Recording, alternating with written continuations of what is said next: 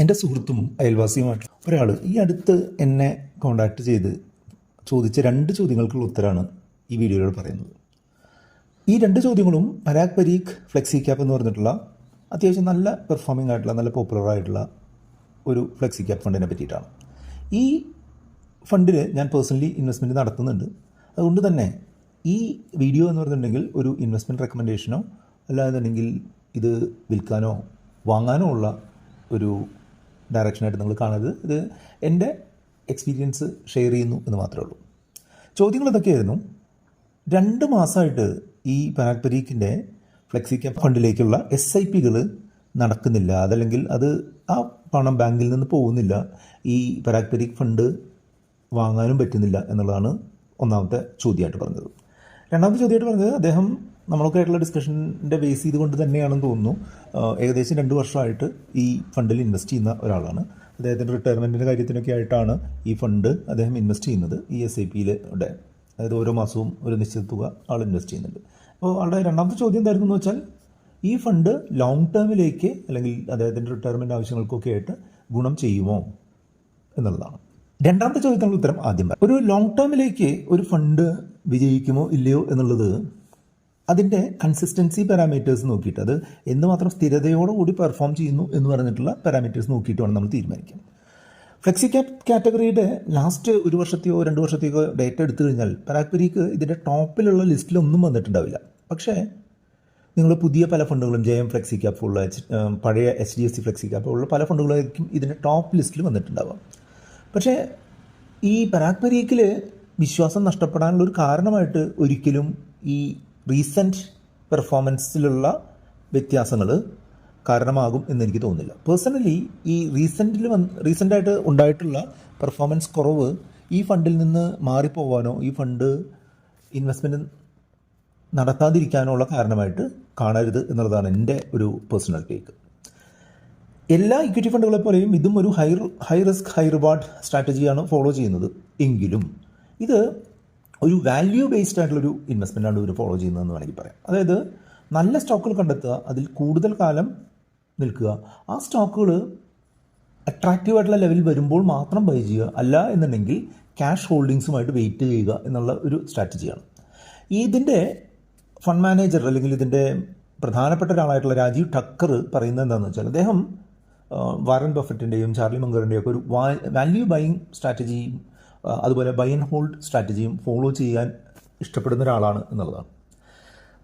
അങ്ങനെ ഒരു value buying opportunity കിട്ടാത്തതുകൊണ്ടായിരിക്കണം last കുറച്ച് സമയമായിട്ട് ഇവരുടെ കയ്യിൽ 21% ക്യാഷ് ഹോൾഡിങ്സും ബാക്കി 79% മാത്രമേ ഇവർ ഇക്വിറ്റിയിൽ നിക്ഷേപിച്ചുള്ളൂ. അതായത് നിങ്ങൾ കൊടുക്കുന്ന 100 രൂപയിൽ 80 രൂപ മാത്രമേ സ്റ്റോക്കുകളിൽ നിക്ഷേപിക്കപ്പെടുന്നുള്ളൂ. അതേസമയം ബാക്കി 20 രൂപ, ഏകദേശം 20 രൂപ ഈ ക്യാഷായിട്ട് വരുന്ന ഓപ്പർച്യൂണിറ്റികൾക്ക് വേണ്ടി വെയിറ്റ് ചെയ്തുകൊണ്ടിരിക്കുകയാണ്. ആ ഒരു കാരണമാണ് ഒരു റീസെൻറ്റ് അണ്ടർ പെർഫോമൻസിനുള്ള മെയിനായിട്ടുള്ള കാരണമെന്നാണ് എനിക്ക് മനസ്സിലാവുന്നത്.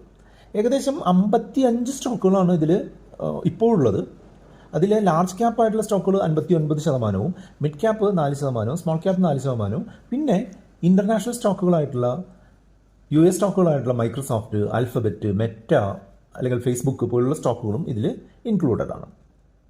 84,000 കോടി രൂപ ആണ് ഇതിൻ്റെ ഇപ്പോഴത്തെ അസറ്റ് അലൊക്കേഷൻ, അല്ലെങ്കിൽ അത്രയും അസറ്റ് ഈ ഫണ്ട് ഹോൾഡ് ചെയ്യുന്നുണ്ട്. അതായത് ഇന്ത്യയിലെ ഏറ്റവും വലിയ ഫണ്ടുകളിൽ പ്രധാനപ്പെട്ട ഒരു ഫണ്ട് തന്നെയാണത്. ഈ ക്യാഷ് ഹോൾഡിങ്സ് ഇതിൻ്റെ ഒരു പെർഫോമൻസിനെ പിറകോട്ട് വലിക്കുന്നുണ്ട് എന്നുണ്ടെങ്കിലും ഇതിൻ്റെ ഒരു ടെക്നിക്കൽ പാരാമീറ്റേഴ്സ്, ഇതിൻ്റെ പ്രൈസ് മൂവ്മെൻറ്റുമായിട്ട് ബന്ധപ്പെട്ടിട്ടുള്ള സ്റ്റാൻഡേർഡ് ഡീവിയേഷൻ ആയാലും ആൽഫ ആയാലും ബീറ്റ ആയാലും ഒന്നും അത്ര മോശമായിട്ട് എനിക്ക് തോന്നുന്നില്ല. പ്രത്യേകിച്ചും ബീറ്റ, അതായത് മാർക്കറ്റ് വോളറ്റൈൽ ആവുന്നതിനനുസരിച്ച് നമ്മളുടെ ഈ ഫണ്ടിലുള്ള എമൗണ്ട് എങ്ങനെ ചേഞ്ച് ചെയ്യുന്നു എന്നുള്ള പാരാമീറ്റർ 0.71 മാത്രമാണ്. അതായത് മാർക്കറ്റിൽ 1% കുറവ് വന്നു കഴിഞ്ഞിട്ടുണ്ടെങ്കിൽ 0.71% മാത്രമേ ഈ ഫണ്ടിൽ കുറവ് വരുന്നുള്ളൂ. അതോടൊപ്പം തന്നെ ആൽഫ, നമ്മൾക്ക് മാർക്കറ്റ് തരുന്ന റിട്ടേണിനേക്കാൾ മികച്ച റിട്ടേൺ എന്ന് മാത്രം തരുന്നുണ്ട് എന്ന് കാണിക്കുന്ന ആൽഫ 3.5 എന്ന് പറഞ്ഞിട്ടുള്ള ഒരു ആവറേജ് നിലവാരത്തിലുമാണ്. അതുപോലെ ഇതിൻ്റെ ഒരു ചേഞ്ചുകളുടെ ഒരു റേറ്റ് ഇത് ചെയ്യുന്ന സ്റ്റാൻഡേർഡ് ഡീവിയേഷൻ, അല്ലെങ്കിൽ നമ്മളെ പേടിപ്പിക്കുന്ന തരത്തിലുള്ള മൂവ്മെൻറ്റ് വരാനുള്ള സാധ്യതയെ കാണിക്കുന്ന സ്റ്റാൻഡേർഡ് ഡീവിയേഷൻ 11 എന്ന് പറഞ്ഞിട്ടുള്ള താഴ്ന്ന നിലവാരത്തിലാണ്. വളരെ ഇംപ്രസീവ് ആയിട്ടുള്ളൊരു നമ്പേഴ്സാണ് അതിൽ ഞാൻ കാണുന്നത്. ഇതിലുള്ള പ്രധാനപ്പെട്ട സ്റ്റോക്കുകളായിട്ടുള്ള HDFC, power grid, Bajaj holdings, അതുപോലെ ITC, HCL, ഫേസ്ബുക്ക് പോലുള്ള സ്റ്റോക്കുകൾ വളരെ ക്വാളിറ്റിയുള്ള ഒരു ജയൻറ്റ് കമ്പനികൾ അല്ലെങ്കിൽ ലാർജ് ക്യാപ് കമ്പനികളാണ് പ്രധാനമായിട്ടുള്ളത് എന്നുള്ളത് നിങ്ങൾക്ക് ഇതിൽ നിന്ന് മനസ്സിലാക്കാം. ആ ഒരു സ്റ്റെബിലിറ്റി ഇതിൻ്റെ തുടർന്നുള്ള കാലങ്ങളിലും ഇത് നല്ല രീതിയിലുള്ള കൺസിസ്റ്റൻ്റ് ആയിട്ടുള്ള റിട്ടേൺ കൊടുക്കുന്നതിനായിട്ടുള്ള സാധ്യതയുണ്ട് എന്നുള്ളതാണ് എനിക്ക് മനസ്സിലാക്കാനായിട്ട് സാധിക്കുന്നത്. നിങ്ങൾ നോക്കുകയാണെങ്കിൽ ഈ വീഡിയോ ഷൂട്ട് ചെയ്യുന്ന സമയത്ത് ലാസ്റ്റ് 3 മാസത്തെ റിട്ടേൺ എന്ന് പറഞ്ഞിട്ടുണ്ടെങ്കിൽ 3.8ഉം 6 മാസത്തെ റിട്ടേൺ എന്ന് പറഞ്ഞിട്ടുണ്ടെങ്കിൽ 10.8ഉം ലാസ്റ്റ് 1 വർഷത്തെ റിട്ടേൺ എന്ന് പറഞ്ഞിട്ടുണ്ടെങ്കിൽ 30%-ഓളവും ലാസ്റ്റ് 3 വർഷത്തെ റിട്ടേൺ നോക്കുകയാണെങ്കിൽ ഓരോ വർഷവും 17% കിട്ടുന്നതായിട്ടും ലാസ്റ്റ് 5 വർഷത്തെ റിട്ടേൺ നോക്കുകയാണെങ്കിൽ ഓരോ വർഷവും 26% റിട്ടേൺ കിട്ടുന്നതായിട്ടുമാണ് കണ്ടിട്ടുള്ളത്. അതായത് ഇതൊരു കൺസിസ്റ്റൻറ്റ് പെർഫോമർ ആണെന്ന് കണ്ണടച്ച് പറയാൻ പറ്റുന്ന രീതിയിലുള്ള ഒരു സംഗതി തന്നെയാണ്. അതുകൊണ്ടൊക്കെ തന്നെയാണ് ഈ മ്യൂച്വൽ ഫണ്ട് എൻ്റെ ഒരു ഫേവറേറ്റ് ആയിട്ടുള്ള ഒരു ഫണ്ടായിട്ട് കാലങ്ങളായിട്ട് ഞാൻ ഹോൾഡ് ചെയ്യുന്നത്. എൻ്റെ ഒരു പേഴ്സണൽ ഫിനാൻഷ്യൽ ഗോളുമായിട്ട് ബന്ധപ്പെടുത്തി ഞാൻ നിക്ഷേപിച്ചുകൊണ്ടിരിക്കുന്നുണ്ട്. മാസം ചെറിയ രീതിയിൽ അതിലേക്ക് ഇൻവെസ്റ്റ്മെൻറ്റ് പോകുന്നു. ഇത് US സ്റ്റോക്കുകളിൽ ഇൻവെസ്റ്റ് ചെയ്യുന്നുണ്ട് എന്നുണ്ടെങ്കിലും ഇതിൽ നിന്ന് നമുക്ക് കിട്ടുന്ന ലാഭത്തിന് നമ്മൾ ഇന്ത്യൻ സ്റ്റോക്കുകളിൽ നമ്മൾ ഇൻവെസ്റ്റ് ചെയ്ത് ലാഭമെടുക്കുമ്പോൾ ഉള്ള അതേ ടാക്സേഷനാണ് അവൈലബിൾ ആയിട്ടുള്ളത് എന്ന് നിങ്ങൾ മനസ്സിലാക്കുക. അതായത് നമ്മൾ ഇൻവെസ്റ്റ് ചെയ്ത് 1 വർഷത്തിന് ശേഷം നമ്മൾ പിൻവലിക്കുമ്പോൾ നമുക്ക് കിട്ടുന്ന ലാഭത്തിൻ്റെ 12.5% നമ്മൾ ടാക്സായിട്ട് long term capital gain tax ആയിട്ട് കൊടുക്കണം. അത് 1 വർഷം ഒരു പാൻ നമ്പറിൽ 1.25 ലക്ഷം രൂപ വരെ നമുക്ക് ടാക്സ് ഇല്ലാതെ സേവ് ചെയ്യാനായിട്ട് സാധിക്കും എന്നുള്ളത് നിങ്ങൾ ശ്രദ്ധിക്കുക. അതോടൊപ്പം തന്നെ 1 വർഷത്തിനുള്ളിലാണ് നിങ്ങളുടെ പിൻവലിക്കൽ എന്നുണ്ടെങ്കിൽ ലാഭത്തിൻ്റെ 20% നിങ്ങൾ short term capital gain tax എന്നുള്ള രീതിയിൽ കൊടുക്കേണ്ടതുണ്ട്. ഇതിൻ്റെ ഒരു ഡൗൺ സൈഡായിട്ട് കാണുന്നത്, ഡൗൺ സൈഡ് എന്ന് ചിലർ പറയുന്നൊരു കാര്യം എന്ന് പറഞ്ഞിട്ടുണ്ടെങ്കിൽ ഇതിൻ്റെ താരതമ്യേന കൂടിയ എക്സിറ്റ് ലോഡ് കാലാവധിയാണ്. എക്സിറ്റ് ലോഡ് കാലാവധി എന്ന് പറഞ്ഞിട്ടുണ്ടെങ്കിൽ നമ്മൾ മ്യൂച്വൽ ഫണ്ടുകൾ നിക്ഷേപിച്ച് പണം പിൻവലിക്കുമ്പോൾ, പെട്ടെന്ന് പണം പിൻവലിക്കുമ്പോൾ അവർ ഈടാക്കുന്ന ഫൈനിനെയാണ് ഈ എക്സിറ്റ് ലോഡ് എന്ന് പറയാം. ഇതിൻ്റെ എക്സിറ്റ് ലോഡ് എന്ന് പറഞ്ഞിട്ടുണ്ടെങ്കിൽ 2 വർഷമോ അതിൽ കൂടുതലോ ആയിട്ട് ഹോൾഡ് ചെയ്യുന്ന ഫണ്ടുകൾക്ക് പിൻവലിക്കുമ്പോൾ എക്സിറ്റ് ലോഡില്ല. 1 വർഷത്തിനും 2 വർഷത്തിനും ഇടയ്ക്കാണ് എന്നുണ്ടെങ്കിൽ നമ്മൾ 1% എക്സിറ്റ് ലോഡ് കൊടുക്കണം. 1 വർഷത്തിൽ താഴെയാണ് എന്നുണ്ടെങ്കിൽ 2% എക്സിറ്റ് ലോഡ് കൊടുക്കണം. ഇപ്പോൾ നമ്മൾ ഒരു ഫണ്ട് നമ്മൾ ഇന്ന് വാങ്ങി അതിനുശേഷം ഒരു 6 മാസത്തിന് ശേഷം നമ്മളത് വിൽക്കുകയാണ്. നമ്മൾ വിൽക്കുന്ന തുക എന്ന് പറഞ്ഞിട്ടുണ്ടെങ്കിൽ 2 ലക്ഷം രൂപയാണ് എന്നുണ്ടെങ്കിൽ അതിൻ്റെ 2%, അതായത് 4000 രൂപ നമ്മുടെ എക്സിറ്റ് ലോഡായിട്ട് പോകും എന്നുള്ളത് നിങ്ങൾ മനസ്സിലാക്കുക. സാധാരണ ഫണ്ടുകളിൽ ഈ എക്സിറ്റ് ലോഡ് 1 വർഷത്തിന് ശേഷം ആണെന്നുണ്ടെങ്കിൽ എക്സിറ്റ് ലോഡ് ഇല്ല, 1 വർഷത്തിനുള്ളിലാണെന്നുണ്ടെങ്കിൽ 1% എന്നുള്ളതാണ് കോമൺ ആയിട്ടുള്ള എക്സിറ്റ് ലോഡ് രീതി. പക്ഷേ ഈ പരാഗ് പരീഖിൻ്റെ ഫണ്ടുകൾ, ഈ ഫണ്ട് പ്രത്യേകിച്ചും 2% വരെ എക്സിറ്റ് ലോഡ് എടുക്കുന്നുണ്ട് എന്നുള്ളതാണ് മനസ്സിലാവുന്നത്.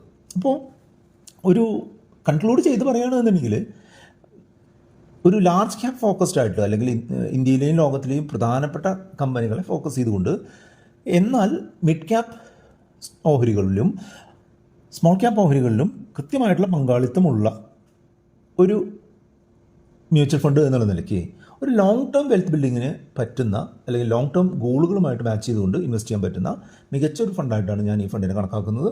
അതുകൊണ്ട് തന്നെ പേഴ്സണലി ഞാൻ ഈ ഫണ്ട് ഇൻവെസ്റ്റ്മെൻറ്റ് കണ്ടിന്യൂ ചെയ്യാനും ഇൻവെസ്റ്റ്മെൻറ്റ് ഹോൾഡ് ചെയ്യാനും തന്നെയാണ് ഉദ്ദേശിക്കുന്നത്. ഇതുമായിട്ട് ബന്ധപ്പെട്ടിട്ടുള്ള വീഡിയോ, അതായത് ഇതിലെ SIP ഫെയിൽ ആവുന്നതുമായിട്ട് ബന്ധപ്പെട്ടുള്ള വീഡിയോ ആണ് നിങ്ങളോട് കാണുന്നത്. അത് കണ്ടുകൊണ്ട് നിങ്ങൾക്ക് മുന്നോട്ട് പോകാം. വീഡിയോ 2 മാറ്റുന്നത് അത് കുറേ കൂടെ എളുപ്പത്തിൽ നിങ്ങൾക്ക് കണ്ടുപിടിക്കാനും മനസ്സിലാക്കാനുമായിട്ടാണ്. അപ്പോൾ ആ വീഡിയോ കണ്ടുകൊണ്ട് നിങ്ങൾക്ക് മുന്നോട്ട് പോകാം. ഇതുമായിട്ട് ബന്ധപ്പെട്ട മറ്റൊരു വീഡിയോ കൂടെ കൊടുക്കുന്നുണ്ട്, അതും നിങ്ങൾക്ക് താല്പര്യമുണ്ടെങ്കിൽ കാണാം. അപ്പോൾ ഈ വീഡിയോ ലൈക്ക് ചെയ്യാനും കമൻറ്റ് ചെയ്യാനും കൂട്ടുകാരുമായിട്ട് ഷെയർ ചെയ്യാനും മറക്കരുത്.